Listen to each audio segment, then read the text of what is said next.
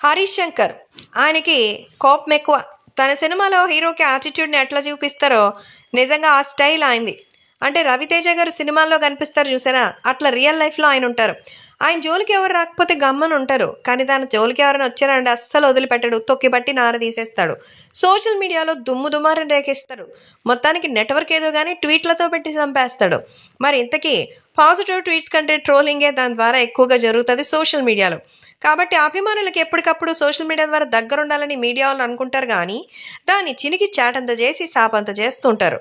So కొంతమంది కేవలం తమ సినిమా ప్రమోషన్స్ టైంలోనే సోషల్ మీడియాని యూజ్ చేసే వాళ్ళు కొందరైతే, హరీష్ శంకర్ మాత్రం ఎప్పుడు ఫుల్గా ట్రెండ్లో ఉంటాడు. ట్రోలర్స్కి తన స్టైల్లో కామెంట్లు చేసి చిన్నోడా పెద్దోడా అనేది లేదు, ఏకు మేకై మరి మొత్తానికి వాళ్ళని వేరే రేంజ్లో అయితే టార్చర్ చేస్తారు. బీవీఎస్ రవితో మధ్య హరీష్ శంకర్ వాగ్వాదం, ట్వీట్ల పోరు అందరికీ తెలిసిందే. ఎవరిది తప్పనేది పక్కన పెడితే ఇద్దరి పరువు పోయినట్టుగానే అనిపించింది. ఇద్దరు అలా బాహాబాహిగా తిట్టుకోవడం, ట్వీట్లు చేసుకోవడం నిజంగానే చులకనైపోయారు. ఇప్పుడు మళ్ళీ హరీష్ శంకర్ ట్విట్టర్లో ఒక మీడియా పర్సన్ని టార్గెట్ చేసినట్టు తెలుస్తోంది. సదరు వ్యక్తి సినిమాలు, గాసిప్స్ అంటూ తనకు తెలిసిన వచ్చిన ఇచ్చిన సమాచారాన్ని ట్విట్టర్లో పోస్ట్ చేస్తూ రీచ్ పెంచుకుంటూ ఆదాయాన్ని గడిస్తున్నాడు.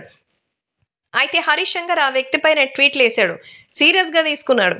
వాటిని అలా పట్టించుకోకుండా వదిలేస్తే అందరూ అంతగా చూడరు, కానీ హరీష్ శంకర్ కావాలని ఇలా స్పందిస్తుంటే చిలికి చిలికి గాలివానలా ఉంది. తాజాగా ఒక వ్యక్తి మిస్టర్ బచ్చన్ లెక్కలు చెప్పాడట. ఓ డిస్ట్రిబ్యూటర్ ఈ లెక్కలు చెప్పారు. ఇలా లెక్కలు బయట పెట్టడంతో హరీష్ శంకర్కి బాగానే మండింది. మీకు ఇంటర్వ్యూ ఇద్దాం అనుకున్న, ప్రస్తుతానికి ఇది రిక్వెస్ట్ మాత్రమే అని కాస్త సెటరికల్గా ట్వీట్ చేశారు. దానికి అవతల వ్యక్తి కూడా తగ్గేదేలే అన్నట్టు ఘాటుగా రిప్లై ఇచ్చాడు. ఇక్కడ నేను చేస్తున్న తప్పేంది? డిస్ట్రిబ్యూటర్ చెప్పింది వేయడమా? మీ ఇంటర్వ్యూ నేనే అడగలేదే. నేను తప్పు అంకె వేస్తే ఖండించండి, రిక్వెస్ట్ కాదు, వార్నింగ్ అయినా. తప్పు చేస్తే భయపడాలని కౌంటర్ వేశాడు. దానికి హరీష్ శంకర్ కూడా కౌంటర్ వేశాడు. మీరు తప్పు చేశారని నేను అనుకుని ఉంటే రిక్వెస్ట్ అనేవాడిని కాదుగా. ట్రాన్సాక్షన్స్ ఇద్దరి మధ్య జరిగినప్పుడు ఇద్దరితో కన్ఫర్మ్ చేసుకోవాలి. మీరు ఇంటర్వ్యూ అడిగారని ఒక వ్యక్తి నాకు చెప్పాడు. ఎలాగైతే మీరు ఒక డిస్ట్రిబ్యూటర్ చెప్పినప్పుడు అని కౌంటర్ వేశారో, సో అలా ఇద్దరు కౌంటర్స్ సెటైర్లు వేసుకుంటూ ఉంటే పాజిటివ్ నెగిటివ్ కామెంట్స్ వస్తుంది. ఏ ఒక్కరికో నెటిజన్లు జేకొట్టడం లేదు.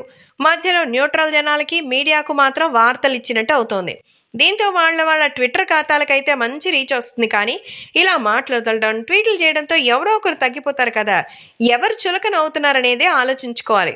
మరి హరీష్ శంకర్ ట్వీట్కి సదరు వ్యక్తి రిప్లై ఇచ్చారు. నేను మీ ఇంటర్వ్యూ కావాలని అడగలేదు, మరోసారి క్లారిటీగా చెప్తున్నా. మీ పిఆర్ ఫోన్ చేసి హరీష్ గారు మీకు ఫస్ట్ ఇంటర్వ్యూ ఇస్తారట, కానీ ఆయన కెమెరా కూడా పెట్టుకుంటారు, మీకు ఓకేనా అని అడిగారు. దానికి నేను ఓకే, 1 సెకండ్ కూడా కట్ చేయకుండా అప్లోడ్ చేస్తానని చెప్పా. కొన్నవాళ్లే ఇందుకు కొన్నామని చెప్పింది వేస్తాను అని రెగ్యులర్ ప్రాక్టీస్.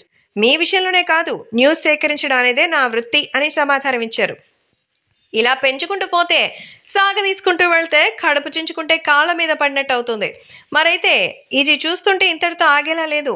మళ్ళీ హరీష్ శంకర్ ట్వీట్ వేస్తూ, మీరు ఒకసారి ఇంటర్వ్యూ ఇస్తానని ఇవ్వలేదంట అన్నప్పుడు, సరే ఈసారి ఆయనతోనే మొదలెడదాం అన్నారు. ఇది నా వైపు నుండి క్లారిటీ. ఇకపోతే గతంలో భవదీయుడు భగత్ సింగ్ టైటిల్ లీక్ చేసిన మీరు తప్పు ఒప్పు అంటూ డిస్కషన్ పెట్టకండి, మీకు సూట్ అవ్వదు. కేవలం సోషల్ మీడియా పరపతి పెంచుకోవడానికి డీటెయిల్స్ లీక్ చేసి దాని తాలూకు అధికార ప్రకటన చేసే నిర్మాణ సంస్థల నుంచి వచ్చే కిక్ని పాడు చేసి మీలాంటి వాళ్ళు తప్పులు మాట్లాడడం చూస్తే నవ్వొస్తుంది. నేను డైరెక్టర్ కాబట్టి ఇంకా మర్యాదగా మాట్లాడుతున్నానన్నారు. వామ్ము, హరీష్ శంకర్ వదిలేట్టుగా లేడుగా. మళ్ళీ వీళ్ళిద్దరూ మాట్లాడుకుంటూ ఉంటే మూడో మనిషిగా మనం చూస్తుండడం తప్ప మనకు పెద్దగా అవసరమేమీ లేని సబ్జెక్టే ఇది.